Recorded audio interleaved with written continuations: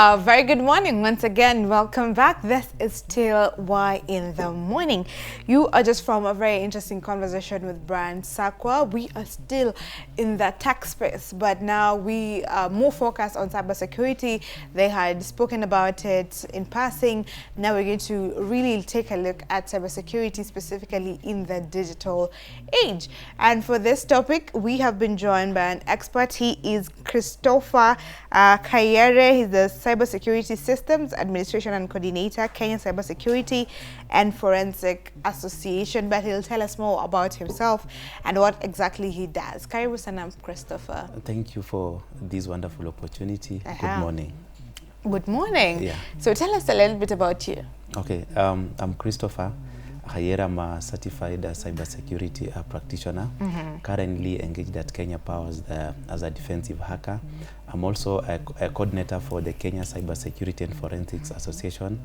I'm also the founder of Vabrise Technologies. Abra? Vabrise Technologies. Technologies. It's a tech company that focuses on security solution and IT services. Yeah.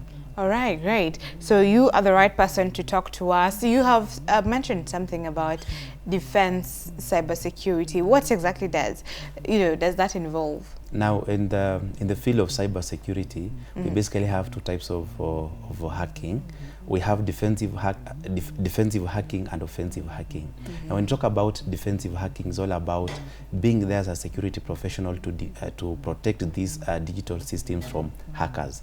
Then we talk about offensive hacking, is all about being there now as a hacker who is now there to destroy this digital space. So defensive hacking is all about protecting the IT infrastructure against external threats. Okay, yeah. So that's pretty much the same with a white hacker and is it a black hacker? Yeah, it's a black hacker. Oh, it's the same then concept. We have a gray. A gray hacker. Yeah, so for the white, they are now defensive hackers.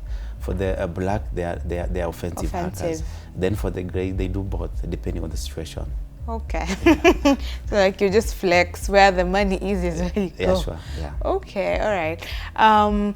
Let's talk about cybersecurity in the digital landscape. What are the biggest digital threats currently facing Kenya? Now, when you talk about the threats facing now Kenyans, I'll go back to the normal mwananchi, and we have this thing we call the social engineering, where a hacker comes, approaches you with the manipulative techniques to convince you into revealing some sensitive information. So the main aim of any hacker is to get sensitive information. For me to get that sensitive information from you, I'll approach you with some manipulative tactics. And now this social engineering, we have different forms of social engineering as the main threats. We have the phishing attacks, where I'll send you a link. This link is malicious, but I tell you, oi, click here to get maybe a 500 bob, to get 45 GB free data, free shopping vouchers, among other things.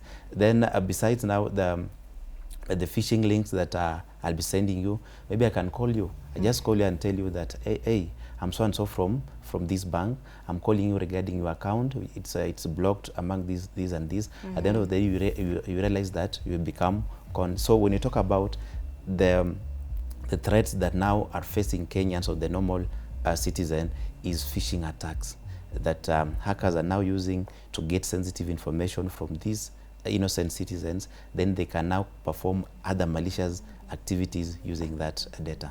Okay. Yeah. Someone might wonder, for the young people who are watching us, why do they need to really care about cybersecurity? Why is it a topic that they should actually listen to? Now, when you talk about the need for cybersecurity, we're talking about the safety and security of what we have in the digital landscape. We have money in our M-Pesa, we have money in our bank accounts. So if this bank account is not secured, trust me, one day the hacker will take all this money. Then we are going to make losses. Talk about business. Any business relies on data. Whether it's a small startup business or a giant corporate organization, they must have a data for them to operate normally. Without data, there's no business that will happen. So again, cybersecurity is now here to ensure that this data and information is protected, to ensure that there is continuity of of business. So, and also for the safety of us, imagine someone is able to track me down. He knows Chris is here, Chris is going there, Chris has done this. You know, it's all about, again, the safety of the individual. So these are just but some of the needs for why cybersecurity matters. Okay, so it's for our own good, for our own security. If you have money and you want it protected, sure. whether you have a business or not, then you need to know how to protect yourself, right? You must, So you have mentioned phishing, and it's under the social engineering schemes and the calls. You know, what other methods do these black hackers use to get information? Now, when you talk now about to the corporate world, I focus more on the normal mwananchi. So we have different techniques and tactics and procedures that these hackers will use to get data and information. One of them is SQL injection, where I simply come to your website. We have the username of the admin. I mean, maybe the admin portal. The admin is supposed to give to supply the username and the password, then to gain access to the system. But the hacker will come and craft some SQL payload, just a simple code. Then instead of now writing there, maybe the username as admin, he'll use that code to insert that at the username space. Then at the end of the day, this guy will gain unauthorized access to the system. Again, we also have what we call the session hijacking, where I wait until the admin has gained access to the system, then I steal the session ID or the cookies. Then by stealing this session ID, the session ID, I'm able to gain access to the system as an admin, and I can now do other malicious activities. Again, stealing of passwords and also cracking user passwords. Maybe our passwords normally revolve around our life. Maybe because I'm Chris and this is 2025, so my password will be Chris at 2025. So that password for a hacker is able to crack that password. And for sure, we have tools like the CAP that we use to crack passwords. I only need some information from you, basic information. What's my name? Maybe the year you were born, your phone number, the ID number. Then if I supply all this data into this tool, it is able to generate millions of passwords about you. Then again, I can now use other tools like the Hydra to do what? Now to look for the exact password from my list. Wow. Yeah. So there's a tool that can actually, you know, help someone just crack passwords as long as they have basic information about you. Yeah, we have the CAP. Yeah. And that's why we were told that when we save passwords, we use things, numbers, things that are not common. Yeah. But even these hard passwords, you get that people forget them, you know, using 1, 2, hashtag, hyphen, you know, all that, but you'd forget them. So how do you, because again, you're not supposed to save the password. Based on even the previous conversation, they were talking about the same thing. You're not supposed to save the password because when someone gains access to your system, then they can gain access to all your passwords. So how do you save these numbers in your head? Now, before I answer that question, let me make you understand how a system or IT computing systems do operate when it comes to user identification and authentication. Now, any system will use any of the 3 factors to prove the identity of the user. Yes, I'm here, I claim to be Chris, so I want to gain access to my portal as Chris. But before the system authenticates me, there are 3 things that I'm going to use. Number 1 is what we call the knowledge factor. Knowledge factor is now what we know. What do you know? I know the password. I know the PIN. Maybe I know the security questions. Those are what we call the knowledge factor. Then we have what we call the possession factor. What do you have at hand at that particular moment? I have my phone, so I can enter my password, then one-time password will be sent to my phone. Then the moment I confirm the OTP sent to my phone, the system will authenticate me. Then the last factor is what we call the genetic factor. It's all about now who you are, your voice, your face, biometrics. Then I've seen the entire body. The system can scan you, then grant you access. Now, when you talk about password, forgetting password, then cracking password, we only have now one solution to this. Why can't we try two-factor authentication? But again, there's a problem with two-factor authentication. The normal two-factor authentication that the system sends an OTP to your phone, then it expires after maybe some Few 30 seconds. minutes, Oh. maybe after 1 hour, 2 hours, even 8 hours. There's a problem with that because in cybersecurity, a second is enough to destroy the entire system. Now there is what we call the Authenticator app. I don't know whether you have heard about it. No, I'm just hearing about it. Now, this Authenticator app, it adds another layer to your system, but now uses what we call the time technology. So the moment you use the Authenticator app, you add now this app to your system, to your accounts, maybe Facebook account, maybe Instagram account, among other accounts. An OTP will always be sent to your app, and this OTP will be renewed after every 30 seconds. So it becomes now hard for any hacker to crack that code within 30 seconds. Okay, so that's the best to use so you just download, and is it called just an authenticator app? Yeah, it's on Google Play Store. You download the app, then you connect the So two. Authenticator app is the name. Then for the Facebook, you go to Facebook settings, security and logins. Then we have two-factor authentication. We have the normal OTP for the SMS. Leave alone that one. There's the Authenticator app. In fact, it is now a recommended one, even on Facebook. Okay, so we use the Authenticator app, but now when you have the password, you'll still need the password even when with the app, right? Yes, you have the password. It's like you are adding another layer of security. defense. Yes. So now can you use the normal, password plus that? Yes, and that's why we are calling it two-factor authentication. We are not only using one factor to prove our identity to the system. We are using more than one factor to prove identity to the system. And that's why I said that we are adding another layer of defense to our system. Okay. Yeah, that's the name, two-factor authentication. For this case, we are using the knowledge factor, something that I know, and also the possession factor, something that I have. I have access to my application. Then I can prove my identity. Okay. Yeah. I think that is profound, because we've had a lot of cases where people have been hacked on Facebook, on Instagram, and even on WhatsApp. You get messages from people, do this, and the person has been hacked. So we need this extra layer of security. That's a solution. Incredible. Now, people use social media without being cautious. I don't know if they need, just after you log in and everything, but what are the dangers in just being active on social media? Are there any new techniques that scammers are using on social media? Now, I'll still go back to the manipulative tactics, the phishing one. Now, for me, if I want to hack, maybe it's a company, it may be Khayere. I've never been there. And that it might be a college. I want to take care or to take over their Facebook page.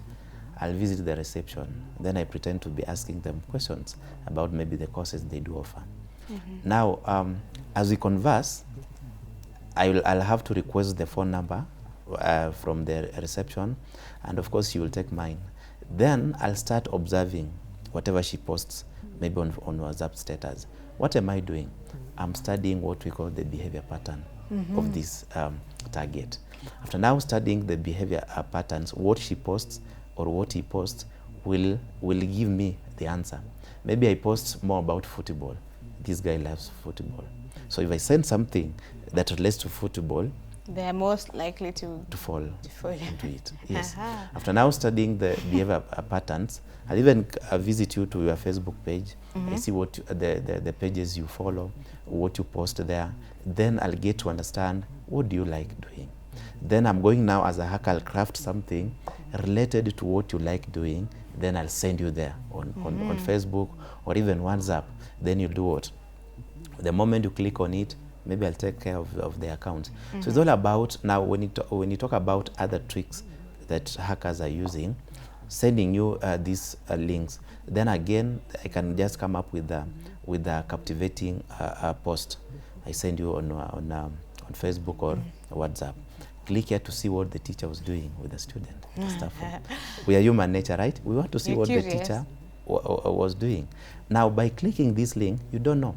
Maybe the link will open, it will take you to Facebook, to YouTube video. Then you start watching. But by just opening that link, I have access to your phone. Or perhaps I can take a a photo with you, just a selfie. Then this photo, before sharing with you, I'll add some payloads beneath it. Then after now adding this payload, I'll just send you on WhatsApp. The moment you open this picture, you have access to your phone. So there are more and more, there are different techniques that these people are really using, and we must do what we can to ensure that we remain safe. Okay, great. So we just need to be very attentive and look out for such signs that look too good to be true. It's like the baits, you know, number 5 will shock you, those kind of things.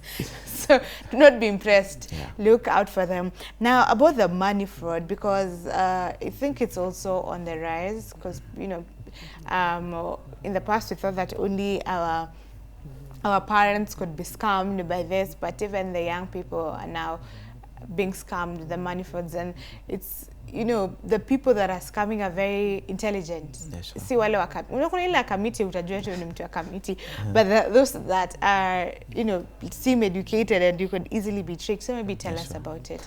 Now I've seen that, I've seen this, and I've seen my friends being conned, but it's very unfortunate that the moment you alert them that whatever you're going to do, you'll be conned. This guy says, no, Chris, you don't know this. Okay, let me show you. Now you go on Facebook, there's a promotion. There's UNICEF promotion about this. Just click here, then you'll be taken to Telegram. There is a Telegram channel that you cannot even send a message. The admin will be the one to send you an inbox. Then na story inaendelea unakonia huko. I've also seen the Fuliza limit, where they claim to increase the Fuliza limit, but you pay. And even when you send them your phone number, they'll first of all ask you for your phone number to check in the system whether you are eligible. Then within few seconds, maybe I said I want a limit to grow to 60,000. They'll send me a screenshot that congratulations, your limit is what? 60,000. Now to activate this, send 2,000. Okay, I need money again. I'm supposed to give you money. So there are different ways that hackers are now using, and again, without forgetting the issue of the digital workspace, where hackers are now taking advantage of the economic situation in Kenya. Then they claim to offer the online business. But for you now to start earning, you're supposed to pay. My dear, that's a scam. That's a scam. Basically any job opportunity that you're given, but you needed to pay before that, it's a scam. They'll tell you that you'll earn 6,000 to 10,000 per day. How much is that in a month? And who is that person who is ready to give you that job? Does this person don't have relatives to give that job to? Exactly. And why can they deduct that money from your salary? From your salary. And in fact, if you ask them, okay, I don't have that money now, maybe just give me some.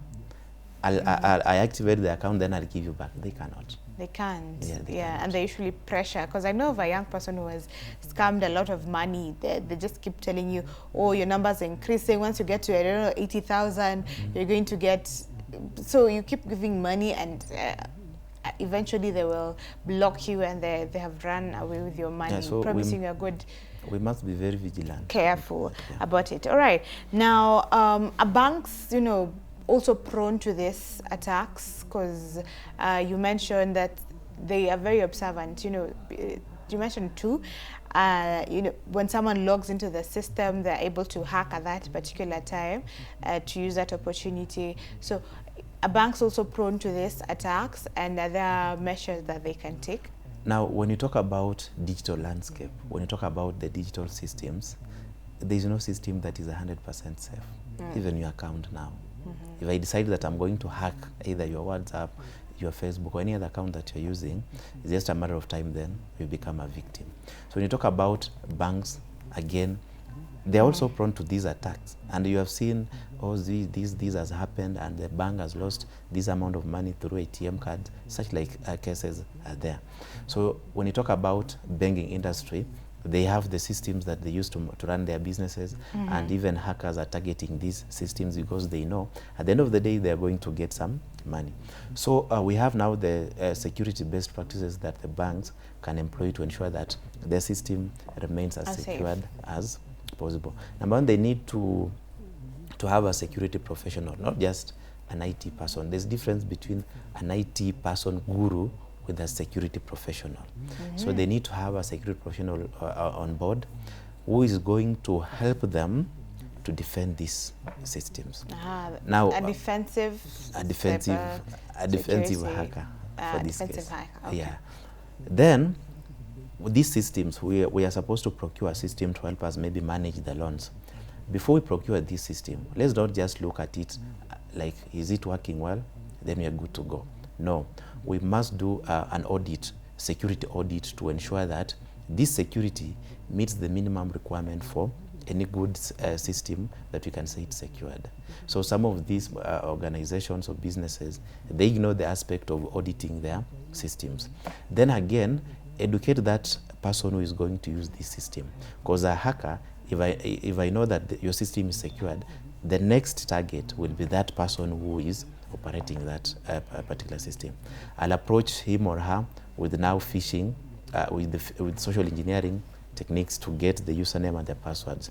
Then I'll log in as if I'm the one, I'm the normal user. Then I'm going to make some transactions. So we must educate these people about the threats or different tactics that hackers are using to gain access. Okay, all right. That is profound. And now, looking at even the digital space, away from the fiat currencies, the normal money that we're used to, now we have digital currencies, right? We have cryptocurrency. And, you know, there's this story that from China, I believe, where a student from Chua Kang, you know, went from a gamer to an alleged role in a $320 million crypto heist. So even cryptocurrency, you know, it's being hacked. Yet I thought cryptocurrency uses blockchain technology, which is more secure. I don't know. So tell us about that, your thoughts on that. Now, when you talk about these hacking cases, we also need to understand that 90%, approximately 90% of the successful attacks, they happen due to human error. Do you know that Facebook is one of the most secured platforms, and yet every day we hear cases of being hacked? Okay. So even the digital money, as you say, the digital currency, their platforms are secure. But now due to human error, hackers are still able to access. So the moment you train this person about this and this, I believe that we are going to reduce the successful attacks by a large percentage. Okay. Yeah. But do you feel generally that with the blockchain technology, is it safer than the traditional systems that we're using in currencies, when talking about financial systems? Yes, I do agree with you that is safer compared to the normal one that we like using, because it's one of the, it is an emergent trend.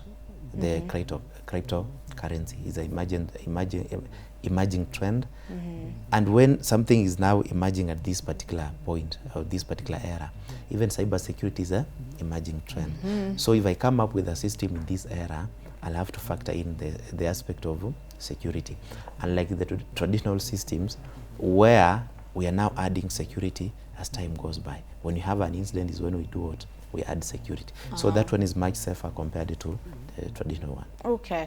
And what difference has artificial intelligence, because it's the new emerging technology, what difference has it made in this space, in the cybersecurity space? Now, AI has empowered us. Maybe I was doing something for a week, I can do it in a day. Maybe I used to scan codes in a month. I can reduce it to 2 days with the help of AI. So AI is here to empower us, only if you know how to use it. Okay. Yeah. So is it helping you as a defense hacker? Are you, is it something that you are already using, or you are still slowly adapting to I'm using it already, so it's helping me as a defensive hacker in my daily activities. Yeah. So it's taking, you're using less time with AI than you would have used sure. before. Yeah. All right, interesting. And there are solutions that it has brought just in cybersecurity, apart from making your work efficient, but there are solutions that AI has brought. Can it do the work of I don't want to say do the work of the defensive hacker, but I'm actually saying that, can it do the work that you're doing? You know, monitor systems, make sure that they're strong, the security is okay, and test systems to make sure that it can't be hacked and all that. Now, AI cannot 100% operate or perform the cybersecurity tasks, but it can be incorporated with existing solutions to enhance efficiency when it comes to cybersecurity landscape. For instance, we have CrowdStrike. EDR is basically a platform that companies are using to protect the endpoint devices like your mobile phone, like your laptop, among other things.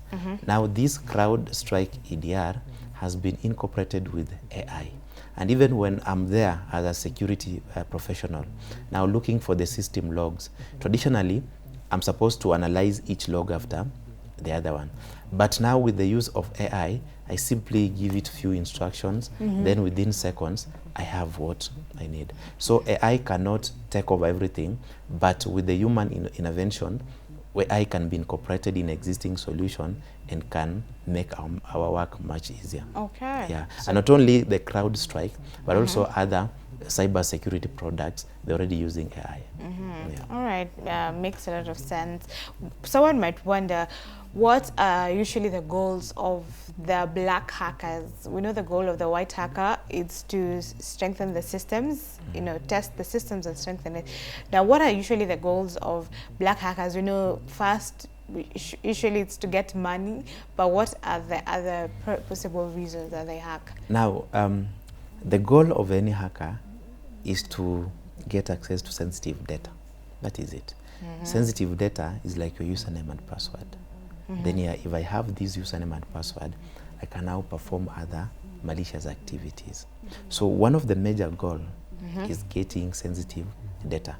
Then again, of course, there is that, especially the students, out of curiosity, they want to see, am I able to hack a system? So they find themselves doing now these malicious activities in a particular platform. Then besides, again, money, it's all about now destroying. Maybe there is this business, it's my competition, then I'm not happy about the operation. They're taking away my customers. I can get a black hat hacker who can come and compromise their system. Okay. Yeah. So people have different reasons. Malicious, all of them are malicious, really. All of them are malicious. They have different motives. It's the motives that are different. Yeah. And I'm being asked, can AI, because now you've said you've integrated AI to your operations, is it something that can be compromised? You know, can it affect your work? Now, compromise in terms of taking over my work, or no. Can it sort of affect your work? I wouldn't know how to put it. I'm assuming they're asking, can it be used to hijacked? That's what I'm being told. Can it be hijacked to affect you or be used in a malicious way? Okay, and I'll get the question. Now, this AI, they operate under a particular model, AI model. And this AI model are trained. Before you deploy it, you must train your AI. That if a user requests this with this input, maybe I want to hack, I want to steal, then respond to this. So most of these AIs, if you tell them that I want to do this and this, I want to do anything malicious, the AI is not ready to, excuse me, to assist you with that one. Yeah, so in short, I'm saying that it cannot be used to destroy or to interfere with my work. Okay, so it is safe. As long as you know this is the system you're using, then you're guaranteed that it's only for that purpose. Yes. It's been trained for one specific purpose. Yes. We also need to understand that we also have other models. The hackers, again, they are developing their own tools. So they have developed some other models that can be used for malicious activities. There are quite a few, but I can't mention here.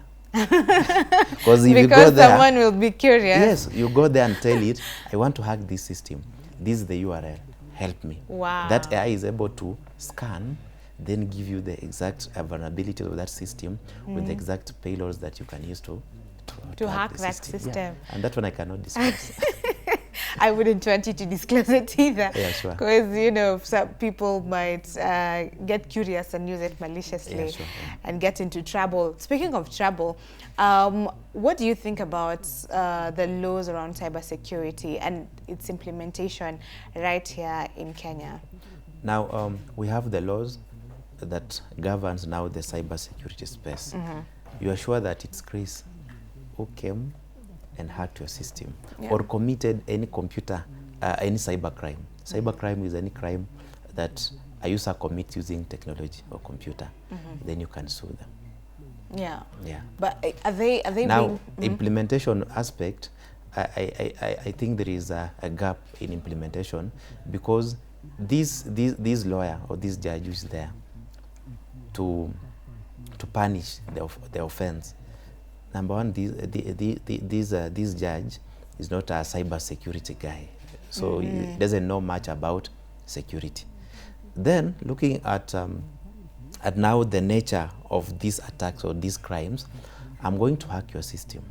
Then, but I'll have to hide my identity, so you don't have that full evidence that indeed it is Chris who did this and this, because maybe I'm going to use the proxy servers or the VPN. So even if you try to track me, your system will tell me that this guy is where? At Romania. So and you're here in Kenya. Yeah, so I feel we still have a gap in terms of implementation, and we still have some challenges that happens. Maybe someone hacks a system in Kenya, and this person is from China. So how will you handle such? So I feel there is still a gaps gap that needs to be worked on. Addressed. Yeah. And how would you suggest, you know, as an expert in this field, how would you suggest that the government and the law enforcers should go about around this? Around these gaps. Now, for instance, the one I'm talking about, the VPN one, maybe the user is here in Kenya, but this guy is but the system will tell you that he's abroad, and you're sure that it is Chris who did this and this. For that one, I think it's still a challenge that we need to think critically on how to address it. Then it still takes some time. Yeah. Then for the issue, maybe a citizen from another country comes and interferes with our system. We need to come up with a common law that can be used in Kenya, in Uganda, in Ethiopia, in Congo, just across the globe, so that if someone hacks the system, maybe I'm here, then I interfere with the system in India. The same law in Kenya is applicable in India. So in India. Yeah. Okay, so have international laws on cybersecurity and what should be done around it. Okay, great. Now, some people, is it the same when we're talking about cybersecurity, and where do we categorize cyberbullying? Because I feel like there are different things. Okay. Excuse me. Now, cyberbullying is all about now using technology to bully someone. Maybe I come on Facebook and I tell you that you are going to do this and this, or I'm going to disclose this. Maybe I have your pictures, maybe I have your conversation, or WhatsApp chats, you are chatting about some things. Then I'm here to threaten you. I'm telling you that if you don't do this, I'm going to do this. That is cyberbullying. Yeah. So you have my information, but you're using it against me. Only yes, that you're not but now hacking my system. I'm using technology. Using technology. Yeah. So is it still under cybersecurity? Yeah, it's a cybercrime. It's a cybercrime. Okay, so it's under cybersecurity. Yeah, it's still under cybersecurity. What are the things, or what are some of the measures that you would advise people to, or cyber hygiene practices when engaging on social media and the digital space? Okay, I'll start with the basics one about the phishing that I've talked about. Okay. Before you click, stop, think, then proceed. I send you a link. Before you click on that link, stop first. Think twice. Remember this conversation. Chris talked about this. Then proceed. Then, again, I trust this person, but before doing anything, I must verify this trust. So there is what we call the trust verify model in security. I trust you, you can send me something, but before I click on this link, I need to do what? To verify this trust. Passwords, avoid using the normal passwords. Kenya, what. No, don't use the My such. birthday. Yeah, your birthday. Don't use such passwords. Use a complex password. When talk about complex password, uppercase must be there, lowercase must be there, numbers must be there, then symbols. Then you mix them. That's a complex password. Then in terms of maybe you go to a cyber cafe, you are going to do this and this. Before you step out of that, ensure that whether you are logged into your account, log out before you go away. And people normally make a mistake of when it comes to their Gmail account. I'll go to a cyber, then I log into my email. Instead of logging out, I close that tab. Another user comes, opens that tab, then you're logged in. Now, what happens when I have your access? I have access to your email. I have access to your passwords. I have access to your phone numbers. I have access to your pictures. I have access to your files. I have access to your mails. I have access to your phone. Wow. I have access pretty much to most of the things that you you own as a person. Yeah. So before you step out, make sure that you do what? You log out. Yeah. Okay. And that's a very simple thing to do that some people overlook. Yeah, sure. So be careful. Wherever you go, log out. Even if it's your friend's machine, log out. And nowadays, people even use WhatsApp web, and when you leave your WhatsApp web on, people can get access to your WhatsApp, because it stays for a little while before it's completely logged out. You know, so people can gain access. So make sure when you sign up, you log out. Before we come to a close on this conversation, I want you to just give us what are some of the opportunities for young people that are looking into getting into cyber in the cybersecurity space. What are some of the opportunities there? Now, being one of the emerging trends, again, we have emerging opportunities. So many opportunities are many. Locally, we have companies now. We have businesses, they want security professional. Talk about data protection. The Office of Data Protection brought us some jobs, some opportunities that we are not ready to see, but they're there. Like what opportunities are there? Like, do you know that any organization or any business must be registered as either a data processor or a data controller?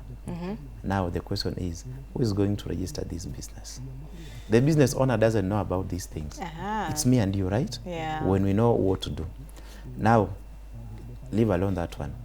The global now opportunities. Go to LinkedIn, then search remote cybersecurity jobs. They're numerous. You can apply, and you can get some. Then now now go to the online business platforms, like the Upwork, like the Fiverr. There are so many cybersecurity roles that you can apply there and work on them. I know of a friend whom within 6 months, this guy has around 600,000 just from Upwork. Wow. I want to be a cybersecurity professional. Yeah, you can be. I know of a friend. Wow, that's good. Within 6 months, this guy has over 600,000. And now, these roles or these works, they will not interfere with the normal operations. Maybe I have a simple task, I can perform it in 2 hours. I write there, I do this and this. Then money comes in. Yeah. So, in short, I'm saying that when it comes to cyberspace, there are so many opportunities. The opportunities are endless. And you can't make a mistake when you decide that you're moving to this particular field. Local opportunities are there, then international opportunities are there, then we still have the online opportunities are there. And even the colleges nowadays and the universities, they're now looking at this thing. They want to start training people on cybersecurity matters. Now, who are these people who are going to teach these people? It's me and you. Lecturers are there. Yeah. So opportunities for lecturers. But lecturers are there, yes. But these lecturers, maybe they trained some years back, and they did not train focus on this area. Yeah. So again, it's a gap there that needs someone to go and fill that gap. Yeah. Okay. I love it because, as we say, people are looking for jobs, and people have a skewed mindset on what is available. We have new opportunities emerging. With the problems that are in the world, new opportunities are emerging everywhere. In cybersecurity, you have mentioned physical jobs, as a defense hacker, there is the remote jobs, there is international jobs outside, abroad. So the opportunities are endless indeed. Yeah, they're numerous. Anyone can get into it as long as you're not a black hacker or offensive hacker. You are good to go. So this is your camera. Maybe if you have a final word that you want to communicate to the audience, and maybe share with us your social handles in case someone has a question and they would like to reach out. Okay, to the individual back at home, that young man, that young lady with a business, with a startup business, that corporate giant who is operating, leading in the market, don't overlook this matter, cybersecurity. When it comes to the digital landscape, you are not safe. It's just a matter of time that you become a victim of this thing we are calling cyber attacks and cyber threats. So do anything that you can as we speak now to ensure that your business is secured. For the normal mwananchi who is just using WhatsApp, who's using Facebook, before you click on any link, stop. Think, then act. I know by doing this, we are all going to be safe. So cybersecurity is a collective responsibilities that need me and you to act. So take initiative and act accordingly. To contact me, you can get me on Facebook, Chris Khayere, K-E, then on email, chriskhayere@gmail.com, then on call, it's 0799874578. That is my contact. Great. Yeah. So if it's a call, please make sure it's official and you're very straight to the point. Yeah. It's something that I've really forgotten. If someone has been hacked, what is the first step that they should take? Which we have different attack surfaces. On social media. Social media. For instance, it's a Facebook. Try to follow the Facebook page or Facebook account recovery methods. They're always there. If it fails, then you'll have to get someone to help you. For this case, it's a cybersecurity professional. This guy will have to prepare an incident report, just a small one or two page report. Then you have to scan your ID card to prove your identity. Then we submit to Meta. They'll give you back your account. If it's a business or a company registered one, we need certificate of incorporation. Then we are going to help you regain your account. But if the system, maybe it's a system that you are using for your daily operations, then you'll have to work with the developer to know the cause of that attack. Then we shall act accordingly. Okay, Yeah. great. Thank you so much, Christopher, for shedding light in this area. We appreciate your input. That has been Christopher Khayere. He's a cybersecurity system administration and coordinator at Kenya Cybersecurity and Forensics Association. He is also a defense hacker at Kenya Power. I hope you have enjoyed this conversation and that it has been insightful for you. This is where we put a pause or put a full stop to the show. We have enjoyed your company. On behalf of Brian Sakwa and the team, we do wish you a lovely day ahead. See you when we see you.